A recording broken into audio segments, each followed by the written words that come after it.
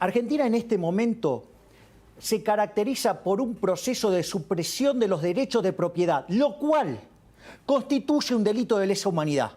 Cuando es hecho así de manera simultánea, en varios frentes, constituye un delito de lesa humanidad. Y lo voy a explicar por qué. Los tres derechos básicos son el derecho a la vida, el derecho a la propiedad y el derecho a la libertad. Yo pondría el derecho a la libertad segundo, pero no importa, está bien. Vida, libertad, propiedad. Está bien, digamos, pero o sea, están en el mismo nivel de está bien, digamos, sí, el primero es a la vida, porque sin la vida no tenés ni propiedad ni libertad. Después siempre está la discusión cuál es primero, si es propiedad, porque viste, la primera propiedad que tenés es el cuerpo y tenés la libertad. Ahora, el punto es el siguiente. Ahora, cuando a vos te atacan sistemáticamente la propiedad, te matan impuestos, te revientan a regulaciones, te expropian o lo que fuera, ¿qué pasa? Te quitan el medio de sustentación. Al quitarte el medio de sustentación vos te enfrentás a dos situaciones. Una es resistirte al Estado. Entonces el Estado te asesina de manera indirecta porque no te deja producir, quebrás, te quedás sin recursos, te morís.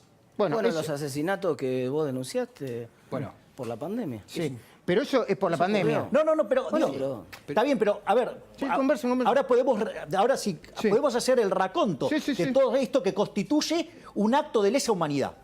Y lo segundo es, si vos querés resistir, querés vivir, te convertís en un esclavo del Estado.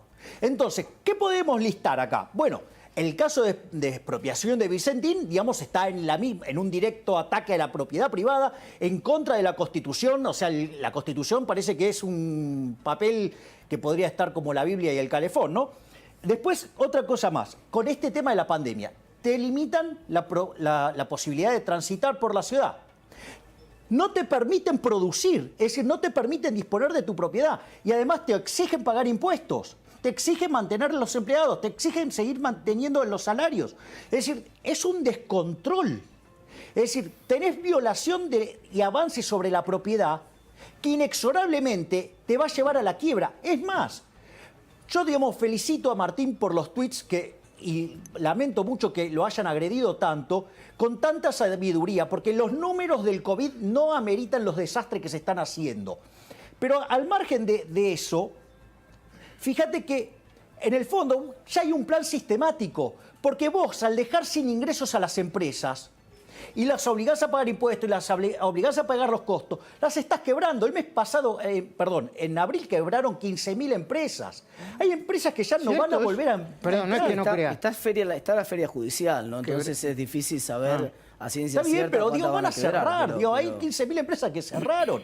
Entonces, lo que vos estás viendo es que después, digamos, le están comiendo el capital al sector privado, lo están dejando de rodillas frente al Estado y entonces las expropian. Digamos, la idea de Vallejos, que apareció, que ella, digamos, quería expropiar, mira qué interesante, porque ¿qué dijo el mentiroso del presidente? Porque ahora, digo, se puede decir con todas las letras. ¿Qué dijo? No, lo de Vallejos es una exageración. Un hipócrita, porque en su gabinete el ministro Trota, un inútil que ni siquiera sabe hacer las cuentas, porque no pudo resolver una trivia para un niño de 9 años, y lo peor de todo es que después lo quiso justificar, ¿sí? Y el ministro Moroni salieron a avalar esto. Si Alberto Fernández verdaderamente está en contra de lo que dijo Fernanda Vallejo, ¿por qué no los echó? No, los mantuvo, y no solo que los mantuvo, ahora expropia a Vicentín, violando la Constitución Nacional. ¿Lo puedo sumar a Martín? Martín, te agrego tu análisis, sí, incorpora el análisis. Te agrego un dato más ahí, que es el intento de construcción de la épica. Yo siempre digo que el peronismo es una hermenéutica de la abundancia, ¿no? Uno dice, ¿qué fue el peronismo? Decile a la audiencia que es hermenéutica. Una interpretación. El peronismo no hubiera existido en la Argentina sin nación. El peronismo no hubiera existido en la Argentina si Argentina no hubiera tenido entre el año 45 y el año 49 los mejores términos de intercambio de su historia. En castellano, el precio del trigo, el mejor precio del trigo de la historia de la Argentina y por lo tanto una superabundancia de divisas para el país. Y lo que hizo construir el peronismo con mucha inteligencia es construir una interpretación de eso. Y no es más que eso. Y ahora están de vuelta en la segunda etapa de esa interpretación. La segunda etapa de esa interpretación es la mística. La mística que dice, por ejemplo, soberanía alimentaria. Soberanía alimentaria... Perdón, quiero interrumpir con dos cosas hablando de soberanía alimentaria. En un ratito vamos a hacer un Skype con Eduardo Amadeo y con Waldo Wolf, porque por un lado el bloque, creo que 6 o 7 diputados del bloque Junto con el Cambio están denunciando al presidente por abuso de poder. Y Eduardo Amadeo escribió un ensayo que creo que mañana o dentro de poco se va a publicar en Infobae, que tiene que ver con ese concepto de soberanía alimentaria. Discúlpame. Mirá, soberanía alimentaria es tan ridículo como si Arabia Saudita dijera que necesita soberanía petrolera. Es lo mismo. Porque es un exportador neto de eso.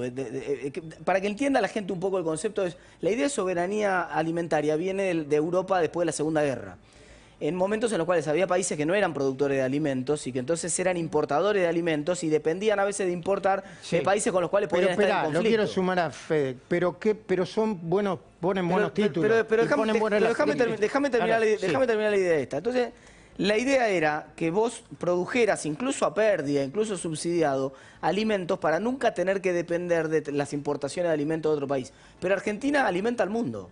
Argentina es un exportador neto de alimentos. Por lo tanto, es ridículo hablar de soberanía alimentaria de un país que obviamente tiene soberanía alimentaria. Después de Federico, si no, quería agregar un dato que es interesante. Él ponía el ejemplo de Arabia Saudita como un absurdo de querer hablar de soberanía petrolera. Pero ojo, que está Venezuela, que perdió la soberanía petrolera. ¿Por qué la perdió la soberanía? Porque el Estado intervino sobre el petróleo en los mismos términos que quieren intervenir en Vicentín. Bueno, y en el medio de la soberanía. No en el medio de la expropiación, pero en el medio de un tema de corrupción con el socio, ¿no? Con el socio de Vicentín, que lo va a explicar Guadalupe Vázquez. Muy interesante el tema. ¿Me decís?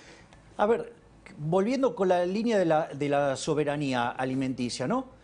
A ver, lo hicieron con los hidrocarburos, ¿sí? Con la energía. Éramos exportadores netos cuando llegaron los Kirchner.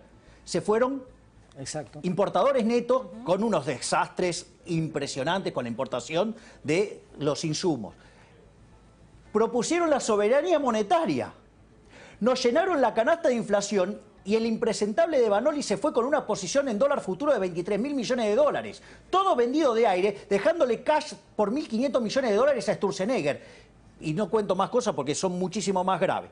Y ahora vienen con la soberanía alimentaria. A ver, Argentina produce alimentos para 400 millones de seres humanos y no vamos a poder alimentar a los argentinos si con los que le cobran de impuestos hay alimentos para 240 millones. Es decir, es un escándalo. Es decir, esto lo hicieron en Venezuela. Digo, la gente perdió 10 kilos en promedio. Claro. A ver, voy a hacer algo que no se hace en televisión. Nosotros tenemos una cuarta pared porque estamos transmitiendo en vivo por Instagram TV, ¿no, Franco? Y cuando transmitimos por Instagram TV, yo voy a saludar a quienes nos están viendo por Instagram TV, que nos están viendo por La Nación Más, Ahora los estoy mirando, ves que la cámara me está tomando de costado y de paso les digo que La Nación Más se pueden ver por todas estas señales, Ya sé que no se hace en televisión, pero ¿por qué no se podría hacer en televisión? Claro que sí. Bueno, me voy a hablar con Pellegrina, pero o cierro con Silvina Martínez el aspecto jurídico y después me meto en el tema empresario. Ustedes mandan. ¿Cómo? Arrancamos primero con Silvina, entonces, me dicen. Bueno, Silvina Martínez, ¿cuál es el problema jurídico del intento? Porque todavía no se concretó la expropiación de Vicentín. Contame. A ver, el problema ya existe por el decreto que salió publicado hoy con la intervención. Una intervención de una empresa solo puede ser ordenada por orden de un juez. Acá fue por orden de un presidente. Ilegal. Es ilegal. Salió por medio de un DNU, decreto de necesidad de urgencia, cuando no se ve la urgencia para este tema, el cual es muy limitado. Pero más que me preocupa la ilegalidad de este decreto, vuelvo a lo mismo, para intervenir una empresa que está en concurso, que hay un juez competente, que no se puede hacer por vía presidencial, ni por vía de un decreto de necesidad de urgencia, son los fundamentos, los considerandos de este decreto. Vos sabés que los considerandos dice 3 cosas que son por demás preocupantes, que podrían aplicarse a cualquier otra empresa. Dice que es una empresa que se vio agravada sus condiciones con motivo de la pandemia, con lo cual no pudieron afrontar, las condiciones o el giro normal. Como cualquiera de las millones, no sé si hay millones, de los cientos de miles. 650.000 empresas. De las 650.000 ejemplares. Cuidado porque vienen por... La segunda cuestión que cita es la parálisis del Poder Judicial. Parálisis que el propio, Poder Ejecutivo, a través de las normas que fue dictando, terminó en esa realidad. Entonces dice que con la parálisis del Poder Judicial, producto de la pandemia, no puede avanzar el concurso, con lo cual se ve obligado a tomar esta medida. O sea, manotean los argumentos. ¿Y qué más, Silvina? Exacto. Y la última, el tema de que el Congreso no está funcionando en forma plena. Vuelvo a lo mismo, producto de la propia realidad de la Argentina, del Estado. Así que los fundamentos son ilegales, inconstitucionales, aplicables a cualquier otra empresa. ¿Y sabés en dónde reconoce la competencia del juez? En un artículo del decreto donde dice, pero estos interventores que yo designo en forma ilegal le van a tener que rendir cuentas al juez del concurso. Bueno, yo no creo que pase un examen de constitucionalidad este decreto y esta decisión del presidente en el día de hoy. Gracias, Silvina. Hay un concepto que un poco lo están planteando algunos analistas, yo lo planteé la semana pasada, que es la feudalización de la Argentina. Y yo acá quería compartir con Javier Milei y con Martín Dentat mientras nos conectamos con Pellegrina, que es que antes de la pandemia había 20 millones de argentinos que recibían un cheque del ANSES, del Estado, del Estado. Jubilaciones, vos sabés más que yo, ¿no? Así es.